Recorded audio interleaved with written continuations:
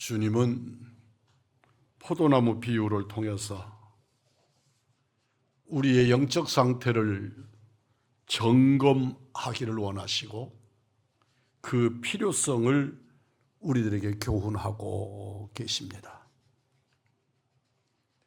오늘 본문 2절입니다. 무릇 내게 있어 과실을 맺지 아니하는 가지는 아버지께서 이를 채해 버리시고, 포도줄기에 해마다 무수한 가지가 돋습니다. 농부들은 봄이 되면 부지런히 불필요한 가지들을 잘라 처리합니다. 어쩌면 그렇게 많은 가지를 낼까 싶을 만큼 가지들을 냅니다. 농사꾼들은 과수원지기는 야멸차다 싶을 만큼 과감하게 잘라내서 민둥산을 만들듯이 가지들을 제거합니다. 모조리 다 잘라내는 게 아니고 열매 맺지 않을 가지 또는 풍성하게 맺을 열매를 방해할 가능성이 있는 자리에 있는 가지들을 제거하는 것입니다. 그러니까 아무렇게나 잘라내는 것이 아닙니다. 자르는 사람을 옆자리에서 바라보면 너무 무지막지하게 잘라낸다 싶은데 실제로는 아주 과학적이고 정확하게 가지를 잘라서 열매 맺게 하고 좋은 가지가 솟도록 유도해내는 겁니다. 이사야 18장 5절입니다. 추수하기 전에 꽃이 떨어지고 포도가 맺혀 익어갈 때에 내가 낫으로 그 연한 가지를 베며 퍼진 가지를 찍어버려서, 여기에 퍼진 가지란 열매에 도움이 되지 않는 잡다한 가지들을 표현하는 말입니다. 이 가지들을 제거해 주어야 많은 열매를 알차게 맺을 수 있습니다. 여러분도 한 해 동안 많은 열매를 맺기 위해서 쓸모없는 잔가지들을 가감하게 아주 단호하게 제거하십니까? 하실 수 있는 믿음의 성도들이기를 원합니다. 언제가도 말씀을 드렸지만 제 서재나 등등에 저보고 버리지 않는다고 아주 사모님이 성화를 댑니다. 어느 땐가는 정말 치워야 될 때가 오겠지요. 그런데 여러분, 치우지 않고 계속 쌓아두면 공간이 사라집니다. 오늘 성경은 우리에게 말씀합니다. 잔가지들을 쳐내고 주의 뜻에 집중하여 주님이 원하시는 좋은 열매 맺기를 바라시는 것입니다. 그리고 우리 주님이 우리들을 바라보시면서 아파하고 비명 지를 수 있는 가지들을 잘라내실 때 그 비명 지르도록 잘라지는 가지들은 말라서 불에 던지거나 그래 되겠지만, 그럼에도 불구하고 우리 주님은 원하시는 정말 좋은 열매, 그 열매들을 취하시고자 하여 그 수고와 아픔의 과정을 겪어 가는 것입니다. 오늘 말씀은 열매 맺기 위해서 집중하라고 하는 그 집중의 필요성을 교훈하고 계십니다. 이것도 해야 되고 저것도 해야 되고, 이것도 눈에 보이고 저것도 눈에 보여서, 그러나 지나고 보면 무엇 하나를 제대로 해내지 못하는 우리들에게 주님은 집중의 필요성, 집중의 교훈을 우리에게 하고 계신 것입니다. 따라서 하십시다. 내 인생의 최종의 목표는 예수님입니다. 온갖 것들을 하게 됩니다. 제가 목회하면서 늘 안타까웠던 것이 목회에만 전념하지 못했다는 것입니다. 몇 가지들을 함께, 어떤 때는 학생이고 어떤 때는 총회에 나가서 일해야 하고 어떤 때는 신문사에 나가서 일을 해야 하기도 하고, 이러저런 일들이 그저 필요하니까 하는 일이기는 한데 그 중에서 가장 귀한 일이 뭐냐, 그래서 제 목양실에다가 목회의 절대성에 관한 표어를 갖다가 붙여놓고 목양일념이라고 붙여놓고 있지만, 이러저런 일들을 잡다하게 하면서 어제 그저께 지역사회 한 목사님하고 지역사회를 섬기는 한 집사님과 식사를 우리 장로님 댁에서 할 기회가 있었습니다. 그런데 그 목사님이 이 차를 타고 저하고 같이 가면서 그런 이야기를 하시더라고요. 다시 내가 초년 목사로 되돌아갈 수 있다면, 아무 의미 없는 말입니다. 우리는 돌아갈 수 없으니까, 그런데도 후회가 있으니까 만약에 그렇게 된다면, 그러면서 그가 이렇게 말합니다.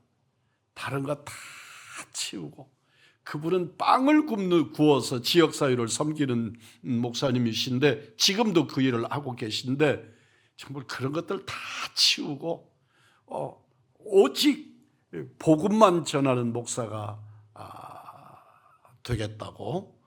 그래서 제가 그분하고 그랬습니다. 초치는데 제가 은사가 있어서 그분 보고 하시는 말씀이, 목사님 그때로 돌아가시면 그보다 더 열심히 이 일도 하고 저 일도 하게 될 겁니다. 쓸데없는 그런 것들 추억하지 마십시오. 지금 남은 시간에. 그래도 목사님은 몇 년 더 남으셨으니까 남으신 동안에 그런 생각을 가지고 헌신하시면 안 되겠습니까? 그렇게 말씀을 드렸습니다. 여러분과 저의 인생에 있어서 온갖 일들을 합니다. 직장 다니면서도 또 사업을 하면서도 이러저러한 일들을 합니다. 그런데 여러분, 다시 한번 따라서 하십시다. 내 일생의 최종의 결론은 예수뿐입니다. 안 믿었죠, 또. 그냥 그게 관념적으로 표현하는 말 같아 보여도, 여러분, 진정으로 그 일생의 마지막은 예수밖에 남는 것이 없다는 것을 잊지 않기를 바랍니다. 한 권사님이 세상을 뜨십니다. 그 자리에 임종을 지킬 기회가 되었습니다. 제 앞에서 돌아가시는 것은 아니었어도 그분에게 마지막 임종 인사처럼 가서 인사를 하게 되었습니다. 그 권사님이 저를 붙잡고 이렇게 말했습니다. 목사님, 기도해 주세요. 예수님이 부르십니다. 그렇게. 근데 그 권사님이 세상에 온갖 것들이 염려가 너무 많았다는, 아들 걱정, 영감님 걱정이 이렇게 산처럼 쌓아놓고 사시던 권사님인데 아무 이야기도 하지 않습니다. 예수님이 당신을 부르신다고. 그래서 제가 우리 권사님에게 그랬습니다. 권사님, 일생을 성공하셨습니다. 예수님 품 안에 안기십시오. 주님 품 안에 안기십시오. 평안하게 예수님 품에 안기십시오. 그렇게 위로해 드렸습니다. 권사님도 고맙다고, 목사님 감사합니다, 기도해 주세요. 그래서 기도해 주고 돌아왔는데 며칠 이내에 아버지 품 안으로 가셨습니다. 사랑하는 성도 여러분, 세상 살면서 우리가 추구하는 것이 얼마나 대단하고, 우리들이 체면 그리고 인생의 목표 이러저러한 것들을 얼마나 열심히 집중합니까? 그런데 인생의 마지막은 예수뿐이시다. 오늘 눈에 보이지 않아도, 오늘 그렇게 굉장한 일보다 뒷전에 몇 단계 밀려 있는 것 같아 보여도 우리의 최종의 내가 추구해야 될 목표는 예수님 뿐이시다. 우리 젊은이들도 잊지 않고 이 말씀 기억하시기를 주의 이름으로 축복합니다. 모든 인생의 목표가 예수님께로 모아져야 합니다. 다른 것은 있어도 없어도 좋습니다.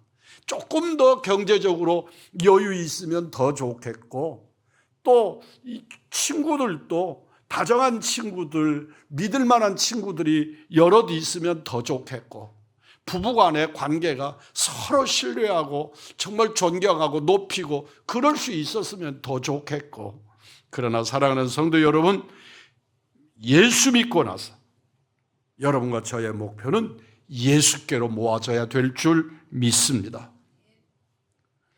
이것저것 다 하면서 예수님만의 열매를 맺고 살 수는 없습니다. 예수님을 기쁘게 하고 열매 맺는 일이 아니면 하나씩 둘씩 주께로 정리해 갈 줄 아는 믿음의 성숙함이 일어나기를 주의 이름으로 축복합니다. 저의 장모님을 기억합니다. 정말 여인 같은 여인이었습니다. 자식들을 보아도 당신 남편에게도 험한 말 한 번 하는 것 듣지 않고, 정말 자식들이 꽤 무리한 요구를 할 때도 정말 표정 하나 바꾸지 않고 자식들을 잘 섬겨준 그런 장모님이셨습니다. 이 어른이 이제 하나님 나라 가실 때가 되어가는 겁니다. 이분에게는 설명을 다 할 수는 없지만 아픈 손가락 같은 아들이 하나가 있습니다. 막내 아들이, 그런 아들이 하나가 있습니다. 그런데 그 아들을 잊지를 못하시고, 딸들이 얼마의 용돈을 좀 드려도 그 다음번에 보면 그 용돈은 그 아들에게 가 있는 것을 보지요. 늘 그런 생각, 그 아들에게서 집중하셨습니다. 그런데 연세가 드시고 하나님 나라 가셔야 될 정말 불과 얼마 안 되는 순간부터 그 아들을 잊어버리시더라고요. 아들을 기억하지 못하시는 거예요. 아들에 대한 염려, 근심, 걱정이 사라져버리는 거예요. 저희 아내하고 그런 이야기를 했어요. 아들을 놓으신 거다. 내 손으로 할 수 없는 아들에 대한 염려를 내려놓으신 거다. 그런 이야기를 한 적이 있습니다. 사랑하는 성도 여러분, 5절입니다. 나는 포도나무여 너희는 가지라. 그가 내 안에 내가 그 안에 거하면 사람이 열매를 많이 맺나니 나를 떠나서는 너희가 아무것도 할 수 없습니다. 예수님이 우리 신앙의 중심이며 핵이라는 사실을 잊지 않기를 바랍니다. 어떤 것이든 예수님이 우리 신앙의 중심인 한에서만 이것도 저것도 필요하다는 것을 잊지 않기를 바랍니다. 예수님을 모시는데 불필요하면 과감하게 버릴 줄 아시는 믿음의 성도들이 되기를 주의 이름으로 축복합니다. 예수를 믿는 것은 예수님 아래 모든 것을 정돈시키는 것이다, 그렇게 표현할 수 있습니다. 지금까지 예수님과 나란히 두었던 것들을 예수님 밑으로 복종시키는 것, 그것이 믿음입니다. 예수님과 나란히 둡니다. 명예도 건강도 다, 내 자식도 부모도 다 주님과 나란히 둡니다. 그리고 주님을 필요에 따라 꺼내서 써먹습니다. 그런데 어느 순간부터 그 모든 것들을 주님 아래 정돈하는 것입니다. 주님의 이름으로 포장하기 시작하는 것입니다. 그 귀한 것, 잊을 수 없는 것, 내 생명 같은 것, 그런데 그것들을 주님 아래 정돈시키는 것, 그것이 믿음인 줄 믿습니다. 예수님을 중심에 모시고 모든 것은 그 밑으로 굴복시킵니다. 사람이 행복한 데는 많은 것이 필요하지 않습니다. 모든 것을 예수님을 창구로 단순화시키면 그는 스스로 고백하기를 행복하다, 그렇게 될 줄 믿습니다. 사랑하는 성도 여러분이요, 저는 세상을 살면서 목회자로 일평생을 살면서도 행복이라고 하는 것을 그렇게 구체적으로 느껴보지 못했습니다. 내 삶이 너무 고달팠기 때문에 그렇습니다. 내가 너무나 힘들고 어려운 아픔의 세월들을 너무 많이 살았기 때문에, 그래서 무엇인가 행복하다고 말할 때 이것을 행복이라고 말해도 되나? 내가 정말 감격하는 순간도 그 감격을 내 행복으로 받아도 되나? 그런 생각을 가지게 되는 겁니다. 사모님이 저에게 있어서 가장 강력하게 요구하는 것이 나보고 행복한 사람이 되라는 겁니다. 당신이 행복하지 않으면 우리 가족이 행복하지 않고, 당신이 행복하지 않으면 우리 교회 성도들이 행복할 수 없다. 그러니까 당신이 행복했으면 좋겠다. 행복을 누렸으면 좋겠다. 저를 거듭 충고합니다. 사랑하는 성도 여러분이요, 어느 순간부터 저에게 행복이라는 단어가 우러나오기 시작했습니다. 여러분, 예수 그리스도를 통해서 여러분과 내 인생에 행복이 노래되기를 주님의 이름으로 축복합니다. 다른 이유가 아닙니다. 예수님 때문인 줄 믿습니다. 하나님의 나라 때문인 줄 믿습니다. 주의 영광이 나와 함께함으로 가능한 것인 줄 믿습니다. 하나님의 말씀 안에서 진실로 행복한 우리 우왕중왕의 믿음의 사람들이기를 주의 이름으로 축복합니다. 우리 강춘자 권사님, 유용련 집사님, 우리 김춘자 권사님, 우리 송기동 집사님, 이런 어른들이 그들의 삶의 마지막 자리에 서서 주님을 우러러서 나는 참 행복하다, 그럴 수 있기를 원합니다. 돌이켜보면, 내 자리를 살펴보면 그 자리가 어지러워진 자리이고 그 자리가 사나운 자리일 수 있습니다.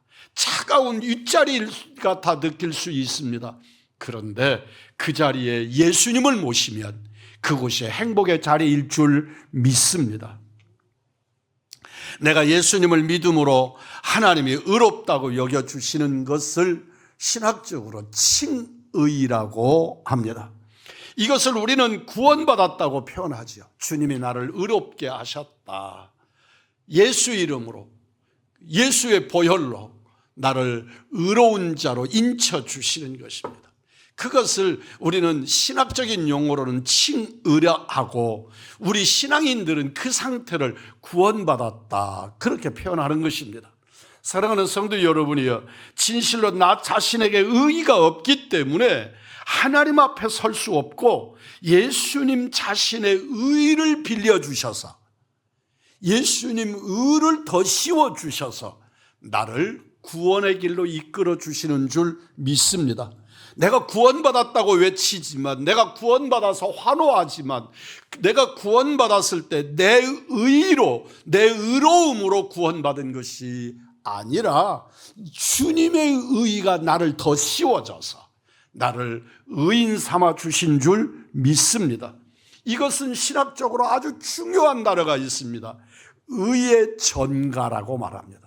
예수님의 의를 나에게 전가시켜 주셔서 나로 하여금 구원의 백성이 되게 하시는 것이지요.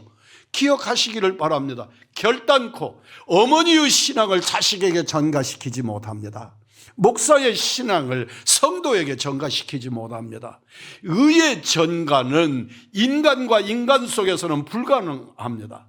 의의 전가는 예수님의 의만, 예수님만이 내게 그 의를 전가시켜 주셔서 그 이름으로 나를 구원의 반열에 세워주시는 줄 믿습니다. 이것을 우리는 은혜라고 말합니다. 은혜 받은 성도 되시기를 원합니다. 주의 종이 증거하는 하나님의 말씀이 내 마음에 들어왔어요. 그것이 은혜다, 은혜입니다. 그러나 본질적 은혜는 우리 주 예수 그리스도의 그 거룩하시고 존귀하신 의가 나를 더 씌워서 나로 하여금 의로운 자로 만들어 주시는, 그래서 구원의 백성 삼아 주시는 것, 그것이 의의 전가가 은혜인 줄 믿습니다. 의가 나에게서 나오는 것이 아니라 하나님에게서부터 왔다는 것입니다. 칭의, 의롭다고 칭하는 것, 그것은 예수를 믿음으로 하나님이 우리를 의롭다고 인정해 주신 것이지 내 의가 일어나는 것이 아니라는 것 잊지 않기를 주의 이름으로 축복합니다. 우리는 의로 거룩함으로 의의 전가를 받아 구원받은 백성이 되면 우리는 날마다 성화되어져 가야 합니다. 성화는 성장해 가는 것입니다. 거듭거듭 확장되어져 가는 것입니다. 성화는 우리의 속사람이 거듭남으로써 우리의 의로운 사람으로 커가는 것입니다. 그러니까 내가 처음에 예수를 믿었을 때는 내 안에 성화라는 게 없습니다. 그런데 내가 예수 믿고 내 신앙이 성장해 가면서 하나님이 나를 덧입혀 주심으로 내 거룩해짐이, 성화의 과정이 확장되어 가는 것이지요. 그래서 예수 믿어가는 것입니다. 제가 아는 친구 중에 한 사람은 아주 지역에서 깡패 소리를 듣던 험악한 친구였습니다. 그런데 이 사람이 아내를 잘 만나서 예수 믿는 처녀를 만나서 결혼하면서 예수 믿고 그리고 하나님의 사람으로 거듭났습니다. 주변에 전부 친구들이 깡패만 있으니까 너무 친구들 때문에 불편했는데 세월이 가면서 그 친구들 다 떨어지고 그들 중에 몇 사람은 또 불러내서 예수 믿게 만들고, 그런데 이분이 나이가 60이 다 돼가면서 교회 장로가 되셨습니다. 장로님이 되신 겁니다. 깡패, 그 어렸을 때 아는 친구들은 그 친구는 깡패입니다, 그냥. 그런데 이 친구가 장로님이 되신 겁니다. 장로님이 되시고 나서 그렇게 사람이 변할 수 있을까? 동네 사람마다, 만나는 사람마다 주일학교 어린애기를 붙잡고 막 이러는 모습을 여러 번 보았습니다. 여러분, 그가 그렇게 하나님 앞에서 인격이 변해버린 것입니다. 그리고 장로님으로 어렵고 힘들고 고난스러워하는 사람들을 끌어안고 위로해주고 돌보고 그런 삶을 사는 것을 발견하고, 참 당신은 복받은 사람이라고 제가 그를 여러 번 칭찬하니까, 목사님 칭찬하지 마세요. 저는 하나님 앞에 갚을 게 너무 많은 사람입니다. 은혜로 살지만 목사님 제가 칭찬받을 만하지 못하다고 여러 번 손사래를 치는 것을 보았습니다. 사랑하는 성도 여러분, 그게 성화입니다. 그게 성화입니다. 거룩해져 가는 것입니다. 더 거룩해져는 것입니다. 깡패로 성질이 얼마나 고약스럽고 말 한마디 잘못하고 기분 나쁘면 막 사람을 패는데 피가 이렇게 나도록 때리고 그러던 사람이었는데, 자기 아내에 대해서 그리고 자녀들에 대해서 그리고 그와 관계하는 사람들을 얼마나 따뜻하게 끌어안고 위로하는지, 정말 당신은 그리스도인입니다. 사랑하는 성도 여러분이요, 우리의 삶의 성화의 역사가 일어나게 되기를 주의 이름으로 축복합니다. 성화는 우리의 속사람이 거듭남으로써 우리가 의로운 사람으로 커가는 것입니다. 칭의가 하나님께서 주시는 생명의 씨여서 그 씨가 우리 속에 떨어져 그리고 싹이 나고 자라게 됩니다. 이것을 성화, 거룩이라고 표현합니다. 이 거룩, 즉 성화는 자라가야 합니다. 한순간에 변해버리는 게 아닙니다. 그것은 훈련하고 말씀으로 거듭나고 훈련하고 또 자라고 그러면서 그렇게 변해가는 것입니다. 구원은 예수님의 생명의 씨가 우리 안에 떨어지는 것이고, 성화는 그 씨가 자라 우리 안에서 예수님의 형상을 이루어가는 것입니다. 이 거룩이 잘 자라기 위해서 신앙의 성화에 집중해야 합니다. 이 거룩이 잘 자라기 위해서 가감하게 그것을 가리우는 이 가시덤불들을 가감하게 제거할 줄 알고 자라는 데 필요한 영양들을 공급함으로써 내가 어느 곳에 살든지 그리스도인으로 사는 은혜가 있기를 축복합니다. 잔가지도 쳐주고 썩은 뿌리는 잘라내고 벌레는 잡아주고 비뚤어진 나무는 바로 잡아야 합니다. 이것이 점검이고 이것이 성찰입니다. 성경은 자기 성찰의 중요성을 곳곳에서 강조합니다. 계시록 2장 4절로 5절입니다. 그러므로 어디서 떨어졌는지를 생각하고 회개하여 처음 행위를 가지라. 만일 그리하지 아니하고 회개하지 아니하면 내가 내게 가서 내 촛대를 그 자리에서 옮기리라. 너를 살펴라. 너를 살피지 아니하면 너를 그 촛대가 세워진 자리에서 옮겨버리겠다고 주님 말씀하시는 것입니다. 에베소 교회가 처음 사랑을 버렸다고 말씀하시면서 그 처음 사랑이 어디에서 떨어졌는지를 살피라고, 어느 분기점에서 떨어졌는지 잃어버렸는지 살피라고 말씀합니다. 자기를 돌아보아 계속 자신을 시험하는 것이 자기 성찰입니다. 자기를 늘 말씀 앞에 두고 두들기는 것이 자기 성찰입니다. 자기 성찰의 중요한 것은 내 약점을 아는 것입니다. 약점을 아는 가장 좋은 방법은 내가 평소에 어디에서 넘어지는가를 찾아내는 것입니다. 내가 어디에 무엇에 약한지를 알아내는 것입니다. 약점은 우리가 자주 넘어지는 것입니다. 삼손의 부모는 참 믿음 좋은 부모였습니다. 삼손이 태어나기 전부터 이 아이를 어떻게 기르며 우리가 그에게 어떻게 하리까 하나님께 여쭈면서 태어나기 전 아이를 돌보면서 하나님께 올려드린 사람들이었습니다. 삼손은 어려서부터 구별된 나실인으로서 믿음 안에서 자랐지만 한 가지 약점이 있었는데 그게 이성 문제였습니다. 삼손은 결국 이 약점 때문에 망합니다. 삼손은 자신의 치명적인 약점을 점검하고 성찰하지 못했기 때문에 결국 망하고 맙니다. 가룟 유다는 좋은 것이 참 많은 사람이었습니다. 나쁜 것보다, 부족한 것보다 좋은 것이 더 많은 사람이었습니다. 결국 예수님은 은 30을 팔았고 자살로 인생을 마쳤습니다. 사울왕은 질투심 때문에 자신을 망쳤습니다. 그가 왕으로 등극될 때 사울에 대한 칭찬이 얼마나 대단한지 모릅니다. 대만은 세상 유혹 때문에 바울을 떠나서 복음의 길을 벗어납니다. 우리는 자주 넘어지지만 넘어지는 이유는 대개 한두 가지의 약점 때문입니다. 나를 넘어지게 하는 약점을 알고 그 약점을 반복하지 않기를 살피는 것입니다. 우리가 우리의 약점을 아는 방법은 조용히 1시간만 하나님 앞에서 묵상하면 금방 답을 얻을 수 있습니다. 팍팍거리는 성질머리, 그리고 돈 그러면 어쩔 줄 모르고 인격도 파는 관계, 여러분 그냥 파악할 수 있습니다.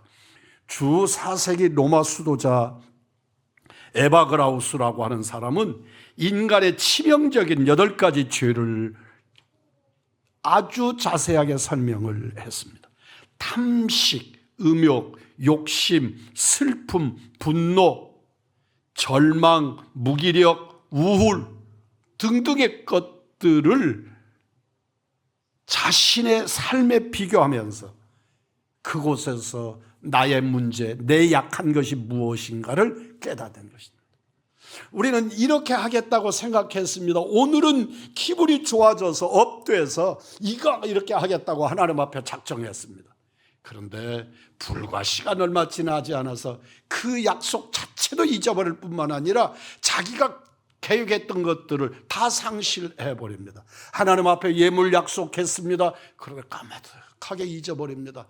그건 한순간에 자기 마음속에 뜨거움이 일어날 때 그런 생각을 가질 수 있었습니다. 그러나 그것이 하나님 앞에 헌신되지 못하는 것입니다. 나의 약점이 무엇인가를 발견하십시오. 찾으십시오. 나는 늘 게으른 것이 문제다. 나는 나를 훈련하지 않는 것이 문제다. 여러분 한번 그렇게 해보시기를 바랍니다. 운동하지 않습니다. 자기를 살피지 않습니다. 자기를 살피는 일이 있기를 원합니다. 내가 무엇에 약한지, 무엇 때문에 내가 자주 넘어지는지 대입해서 점검해 보십시오. 하나님을 향하여 기도할 때 참 아름다운 정말 아가서처럼 기도합니다. 그런데 각 기도 자리를 떠나면 기도 내용도 잊어버립니다. 그리고 주의 날도 범하고 열의 하나도 범하고 그러고 사는 겁니다. 그것은 내 약점이 무엇인가를 분별하라고 하는 주님의 음성 듣는 기회가 되기를 원합니다. 사랑하는 성도 여러분, 자기 성찰을 하는 것은 자기 약점을 발견하기 위함입니다. 자기 약점을 성찰하지 않으면 같은 실수를 반복하고 같은 실수로 결국은 망하게 됩니다. 넘어진 자리가 전환점이라는 영적인 원리가 있습니다. 우리가 넘어지고 실수하는 것은 아픈 일이지만 넘어진 자리를 전환점으로 삼는 사람은 이기는 기회가 되는 것입니다. 어쩌면 우리 인생의 최고의 선물이 전환점일 것입니다. 우리가 넘어지는 실수 속에 전환점이 있습니다. 베드로가 예수님을 부인하는 일생일대의 실수를 범하지만 그 실수를 인정하고 하나님 앞에 나갈 때 그는 전환점이 되어져서 그는 위대한 사도의 삶을 아름답게 마무리할 수 있었습니다. 같은 실수를 가룟 유다도 범하지만 그는 실수를 인정하지 않습니다. 그의 실수는 인생의 종착점이 되고 말았습니다. 실수가 문제가 아닙니다. 그 실수를 통해 배우느냐 배우지 않느냐가 문제입니다. 신앙생활 중에 때로 실수할 수 있습니다. 넘어질 수 있습니다. 그리고 정말 부끄러움에 빠질 수 있습니다. 그 실수를 통해 깨닫고 회개하고 배우고 다시 반복하지 않는 것, 그것이 성찰의 열매입니다. 실수를 반복하지 않기 위해 우리가 해야 될 가장 좋은 것은 거룩한 습관을 가지는 것입니다. 거룩한 습관을 훈련하는 것입니다. 성경은 우리에게 죄를 죽이라고 말씀합니다. 죄를 완전히 죽일 사람은 이 땅에 존재하지 않습니다. 죄를 숨기는 것이 죄를 죽이는 것이 아닙니다. 마음을 안정시켜 평안한 마음을 갖는 것이 죄를 죽이는 것이 아닙니다. 몇 번의 죄를 짓지 않았다고 죄를 죽인 것이 아닙니다. 죄를 죽인다, 죄를 이긴다는 말은 말씀과 믿음으로 죄의 습관을 무력화시킨다는 말씀입니다. 베드로전서 2장 11절입니다. 너희를 권하노니 영혼을 거슬려 싸우는 육체의 정욕을 제어하라. 제어하라는 말씀은 통제하라는 말씀입니다. 죄는 없어지지 않습니다. 다만 통제하고 지배해서 무기력하게 만들고 회개함으로 사라지는 것입니다. 죄의 습관을 무력화시키는 것입니다. 죄에 대하여 실패해도 다시 일어나는 것입니다. 실수가 실패가 아니라 실수하고 다시 일어나지 않는 것이 실패입니다. 실패란 넘어지지 않는 것이 아니라 더 이상 노력하지 않는 것입니다. 죄를 이기는 비결은 16세기 영국의 청교도 신학자 존 오웬은 따라서 해봅니다. 한 번 이기면 또 한 번 이긴다. 그렇게 말했습니다. 돌이켜보면 너무 단순한 말 같아도 정말 진리입니다. 처음부터 완벽할 수 없습니다. 한 번 이기면 그 다음에 또 이기게 하시는 줄 믿습니다. 주의 보혈의 능력으로 한 번 이기는 것이 중요합니다. 그리고 또 이깁니다. 그러면 날마다 이기는 거룩한 그 거룩이 습관이 됩니다. 죄를 매일 때마다 죽이면 쉬워집니다. 주의 은혜를 힘입어 매일 한 번 이기고 또 이기시는 은총의 성도들이 되기를 원합니다. 그러다가 실수하면 실수한 그 자리에서 또 일어나 이기고, 그래서 이기는 믿음의 거룩한 습관이 되어 결국 죄를 이길 수 있게 되는 것입니다.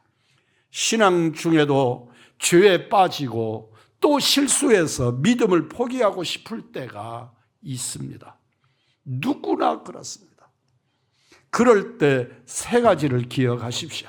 첫째는 자신의 약점을 성찰하십시오. 내 약점이 무엇이다. 여러분은 압니다. 자기 자신은 압니다. 나의 약점은 이것이구나. 두 번째, 한 번에 한 가지에 도전해서 한 번만 이기십시오. 한 번 이기십시오. 세 번째, 넘어졌습니까? 실패했습니까? 그 자리에 넘어졌어도 포기하지 마시고 다시 일어나십시오. 나는 안 돼. 나는 틀렸어. 아닙니다. 그 자리가 일어설 자리인 줄 믿으시기를 바랍니다. 사랑하는 성도 여러분, 실수는 넘어지는 것이고 실패는 넘어진 자리에서 일어나지 않는 것입니다. 이 길을 반복하십시오. 실수하고 넘어질 수 있습니다. 그리고 그 자리에서 죄송스럽지만 부끄럽지만 또 일어나는 것입니다. 그것이 그리스도인의 삶, 거룩한 습관, 자기 성찰에 성공하는 역사인 줄 믿습니다. 성화는 거룩한 습관이 만들어낸 믿음의 열매입니다. 사랑하는 성도 여러분, 자기를 성찰하는 가장 좋은 방법이 있습니다. 따라서 하십시다. 나를 성찰하는 최고의 방법은 기도하는 것이다. 믿어집니까? 기도는 자기를 하나님 앞에 세우고 자기를 성찰하게 하는 최고의 도구입니다. 나를 가장 잘 아시는 분이 하나님이십니다. 시편 16편 8절입니다. 내가 여호와를 항상 내 앞에 모시며 그가 나의 오른쪽에 계심으로 내가 흔들리지 아니하리로다. 하나님이 항상 내 앞에 계십니다. 믿으십니까? 나는 하나님을 피할 수가 없습니다. 내가 하나님을 속일 수 없습니다. 아담처럼 범죄하고 나무 숲 속에 숨는다고 숨겨지지 않습니다. 내 앞에 나와 함께 우리 하나님이 계십니다. 기도는 나와 함께 하시는 하나님 앞에 내 심령을 토하는 것입니다. 나의 삶을 맡기는 것입니다. 시편 139편 23절 24절입니다. 하나님이여 나를 살피사 내 마음을 아시며, 따라서 합니다. 하나님이여 나를 살피사 내 마음을 아시며 나를 시험하사 내 뜻을 아옵소서. 내게 무슨 악한 행위가 있나 보시고 나를 영원한 길로 인도하소서. 기도는 자기 성찰의 최고의 도구입니다. 하나님 앞에 있으면 나의 잘못이 드러납니다. 하나님 앞에 내 잘못이 드러날 때 얼마나 쓰리고 아픕니까? 그러나 그 노출이 복인 줄 믿습니다. 뿐만 아닙니다. 하나님의 거룩을 닮아가게 됩니다. 동화되어 가는 것입니다. 하나님 안에서 내가 발견되는 것입니다. 내 속에 있는 하나님의 빛으로 세상을 비추게 됩니다. 그게 성도가 바라는 빛입니다. 나는 내 빛을 바라는 것이 아닙니다. 예수의 빛을 받아서 반사하는 반사체가 그리스도인인 것을 잊지 않기를 바랍니다. 기도로 자신을 성찰하며 사시겠습니까?